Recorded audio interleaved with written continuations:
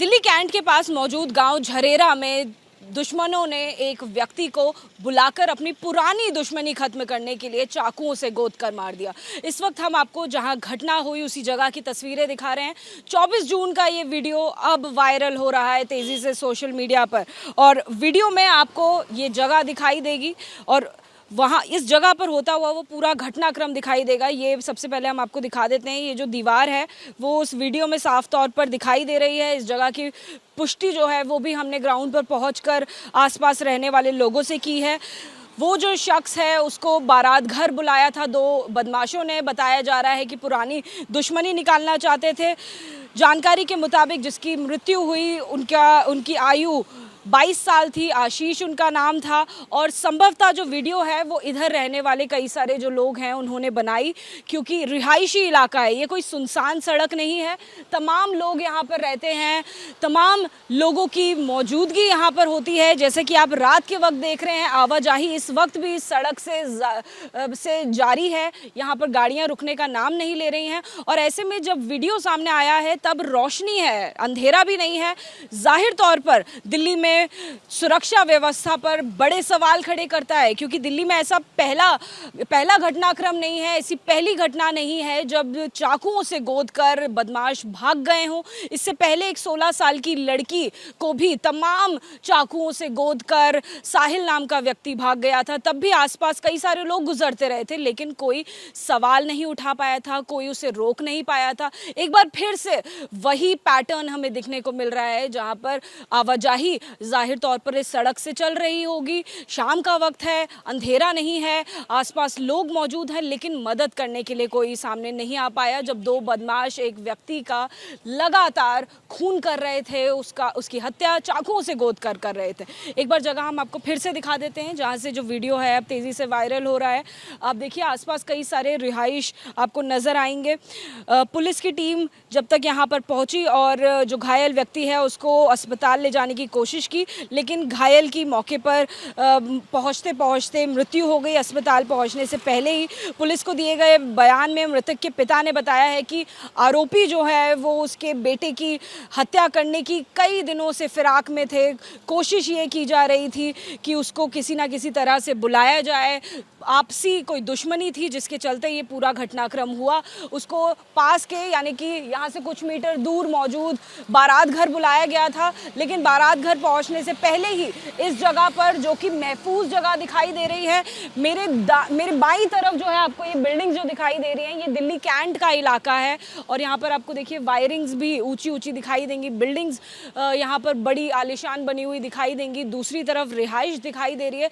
यानी किसी भी तरह से ये जो जगह है ये ऐसी सुनसान जगह नहीं है जहाँ पर दिन के समय में इतना बड़ा घटनाक्रम हो सकता है। बावजूद इसके ऐसा हुआ और बचाने के लिए कोई सामने नहीं आ पाया, जो जाहिर तौर पर बड़े सवाल सुरक्षा व्यवस्था के खड़े करता है। जश्न वाले घर में अब मातम पसरा हुआ है। 2 दिन बाद जिस व्यक्ति की यानी कि आशीष की शादी होने वाली थी, उसकी चाकुओं से गोद कर 2 बदमाशों ने हत्या कर दी। इस वक्त हमारे साथ उनके माता पिता मौजूद हैं।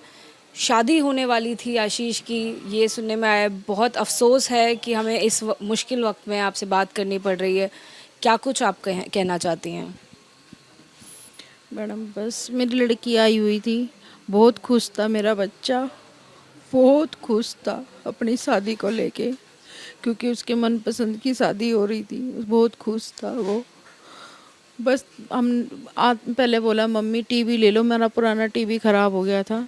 टीवी लेने के बाद वो कहने लगा मम्मी मेरे को वाईफाई लगवाने के लिए जाना है। इसके पापा बैठे थे बाहर, अपने पापा के साथ बैठा, पापा से बात करी। पापा ने बोला कि रुक जा, मैं फ़ोन पे ही बुला लेता हूँ उसको। कहने लगा नहीं पापा, यहीं पास में दुकान है और मैं अभी जाके लेके आ जाता हूँ उसको बुला के। इतने में ही पता नहीं, फिर मैं रसोई में काम करने लग गई। इनके पापा के साथ क्या बात हुई क्या नहीं हुई, कौन बुलाने आया उसको, कौन, इतना मुझे नहीं पता। आशीष के पिताजी भी हैं।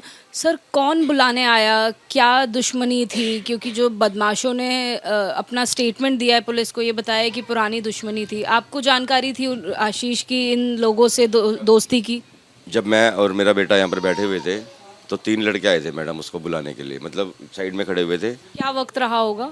तकरीबन 6:30 के आसपास। वो उसके बाद हुआ है मैडम। हाँ जी। तकरीबन 6:30 के आसपास, 20-25 मिनट का टाइम होगा, 6:20 6:25, तो तकरीबन 6:30 के आसपास की बात है ये। तो मैं और मेरा बेटा यहाँ पर बैठे हुए थे घर के बाहर, उन लड़कों ने इशारा करके बुलाया, तो मेरे बेटे को जाना भी उसी तरफ था, क्योंकि उसकी जो वाईफाई लगाता है, जो पंकज नाम का लड़का है, उसका घर भी और उसकी दुकान भी उसी रास्ते पे पड़ती है। तो मेरा बेटा उसके पास गया भी है। तो उस वक्त मेरे बेटे को उन्होंने हमारे को थोड़ा सा आगे तक छोड़ दो, एक लड़का उसकी स्कूटी के साथ साथ चलता हुआ नजर आ रहा है सीसीटीवी फुटेज में, और 2 लड़के उसमें बैठे हुए हैं उसके साथ, जो उसको अपने साथ लेके गए। मुझे थोड़ा सा यहीं पर हुआ था, तब मैं गया वहाँ पे। लेकिन ये सारा घटनाक्रम आपके सामने हुआ, आपकी आंखों के सामने? वो जिस वक्त मेरे बेटे को लेके जा रहे थे ना, तो मुझे थोड़ा शक हुआ मैडम। और ये जब घटना हो रही थी, जब उसको मेरे बेटे को चाकू से मार रहे थे, मैं थोड़ा डिस्टेंस था मुझे, लेकिन ऐसा भी नहीं है कि मैं उनको पहचान नहीं सकता, ऐसा भी लेकिन आपने देखा था ये सब होते हुए? मैडम, ये सब कुछ होते हुए देखा है मैंने। तो फिर मैं वापस उसको बचाने के लिए गया, तो मेरे सामने भीड़ आ गई थी मैडम, काफ़ी भीड़ आ गई थी मेरे सामने, जिस वजह से मैं वहाँ तक जा नहीं पाया। और ये सब इतना ब्लड देख के तो मैडम चक्कर खा के गिर गया था मैं। वहाँ पर हमें कई सारे लोग दिखाई दे रहे हैं वीडियो में, खून से लथपथ आशीष पड़ा हुआ है। कोई आया नहीं, किसी ने एम्बुलेंस को फ़ोन नहीं किया? एक पुलिस वाला था मैडम यहाँ पे, राजेंद्र नाम है उसका। हाँ, वो डंडे से उसको देख रहा है, मैंने भी वो वीडियो बाद में देखी है। वो मेरा तो हाल बुरा हो गया था मैडम। वो कपड़े जो मेरे बेटे के खून के लगे हुए, जब मैंने अपने बेटे को उठा के एम्बुलेंस में रखा, ये मेरे दामाद थे उस टाइम पे मेरे साथ, और वो कपड़े भी मैंने आज तक संभाल के रखे हुए हैं मैडम, जिसमें मेरे बेटे का खून लगा हुआ है। और उठा के हम 4 लोगों ने उसको उठा के एम्बुलेंस के अंदर रखा है। तो वो पहले उसको दीनदयाल लेके जा रहे थे, दीनदयाल के लिए मैंने मना कर दिया। मैंने कहा दीनदयाल में उसको ट्रॉमा सेंटर लेके चलो। थोड़ा टाइम तो वैसे भी ख़राब हो ही गया, लेकिन अगर वो चाहता ना, राजेंद्र चाहता, तो वहाँ पर एक पीसीआर भी खड़ी हुई है मैम, वो कम से भी कम आधे घंटे तक खड़ी रही पीसीआर। वो मेरे बच्चे को अगर उसमें डाल के ले जाते ना, तो शायद मेरा बच्चा बच जाता। कितनी देर तक आशीष वहीं इस तरह खून में लथपथ पड़े रहे, क्योंकि कोई मदद के लिए आगे आता हुआ ही नहीं दिख रहा? के लिए जो गांव के लोग हैं ना, वो मदद के लिए आ भी रहे थे, और उन्होंने ऐसा भी बोला कि यार पीसीआर का, उसका एम्बुलेंस का वेट मत करो, हम अपनी गाड़ी से लेके जाते। लेकिन उसने, पुलिस वाले ने किसी को भी हाथ नहीं लगाने दिया मैडम, सबको दूर करके रखा उसने, कि कोई इसको हाथ नहीं लगाएगा और ये एम्बुलेंस में ही जाएगा। अगर वो चाहते ना, तो पीसीआर में उसको डाल के लेके जा सकते थे। तकरीबन 35 मिनट। शायद मेरा बच्चा उस टाइम बच जाता ना, उसकी इतनी ब्लीडिंग होती तो शायद बच जाता मेरा बच्चा। एक ही लड़का था मेरा, एक ही लड़का था बस मेरे पास। मेरी सारी दुनिया उजड़ गई। तकरीबन 35 मिनट जो उन लड़कों को आप जानते थे क्या? उन बदमाशों को कभी घर उनका आना जाना होता था क्या? घर पे कभी आना जाना नहीं हुआ मैडम उनका, लेकिन उन लड़कों को तो पूरा गांव जानता है। वो जैसे सेल्समैन वगैरह होते हैं ना दुकानों पे, जो सामान डिलीवर करते हैं, ये उनको लूटते थे रास्ते में। ये थोड़ा सा कच्चा रास्ता है यहाँ पर, तो रास्ते में 12-1 बजे के करीब ये उनको राह चलते जो लोग थे, उनको लूट लिया करते थे। उनके पास पहले से ही दुनिया भर के केस लगे हुए उन पे। फिर क्यों गया था आशीष उनसे मिलने? क्या कोई दुश्मनी, कोई बात उसने आपसे शेयर करी, कभी साझा किया? मैडम उन्होंने, और वो उनसे मिलने के लिए नहीं गया था, वो वाईफाई लगवाने के लिए गया था मैडम। अच्छा, वो उनसे मिलने के लिए नहीं गया था, वो बस वहीं खड़े हुए थे। लेकिन ये पुरानी दुश्मनी की जो बात की जा रही है, जो स्टेटमेंट भी दिए उन्होंने आशीष को, क्या शायद वो पहले से जानते थे? हो सकता है मैडम वो पहले से जानते हो, लेकिन इस बारे में हमें कोई नॉलेज नहीं है। वो कभी अगर कुछ पुरानी दुश्मनी, ना ही कभी हमने उनके साथ अपना बच्चा देखा, ना ही कभी उनके साथ रहा मेरा लड़का। अगर पुरानी दुश्मनी अगर कभी कोई रही भी होगी, तो वो मेरे ख्याल से 2-3 साल पहले की होगी, अगर कभी कुछ रहा भी होगा तो। शादी का वक्त ही क्या उन लोगों ने चुना आशीष को टारगेट करने के लिए? शायद नहीं मालूम था, क्योंकि जो मेरे मम्मी पापा हैं, मेरे जो भाई हैं, उन तक को भी नहीं पता था। सिर्फ हमारी फैमिली में, ये मेरे दामाद हैं, मेरी बेटी है, मेरी वाइफ है, सिर्फ हम ही को पता था कि इसकी शादी। हमने किसी को, और जो मेरी मम्मी पापा हैं उनको पता था। जो हमारे परिवार के है ना, सिर्फ उनको ही पता था, और किसी को नहीं पता था शादी है। और किसी अब पुलिस क्या कह रही है? आप जब पुलिस से मिलने गए तो क्या कहना है पुलिस का? पुलिस तो देखिए अपना काम बड़े अच्छे तरीके से कर रही है। हाँ, लेकिन जो उस टाइम पे जब मेरे बेटे को ये अंजाम दिया था उन्होंने, बदमाशों ने, उस टाइम पे थोड़ा सा वो लापरवाही थी। लेकिन अब पुलिस से हमें कोई शिकायत नहीं है। पुलिस मैडम, उनको तो फांसी दिलवाने की मांग है हमारी। और जहाँ तक मतलब पुलिस अपना काम कर रही है, बहुत अच्छे तरीके से कर रही है। और जहाँ तक हमें लगता है, आज भी हम SHO साहब से मिल के आए हैं, जो IO हैं, जो इस केस की जांच कर रहे हैं, उनसे भी मिल के आए हैं अभी शाम को हम। वो अपना काम बहुत अच्छे तरीके से कर रहे हैं, उनसे हमें कोई शिकायत नहीं है।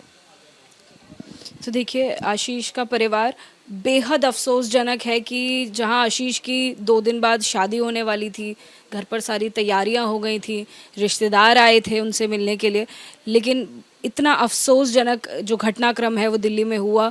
चाकू से गोद कर उसकी हत्या कर दी गई और ऐसा मामला दिल्ली में पहला नहीं है। इससे कुछ दिन पहले ही एक 16 साल की लड़की भी चाकू से गोद कर उसकी हत्या कर दी गई थी, तब भी आम लोग देखते रहे थे।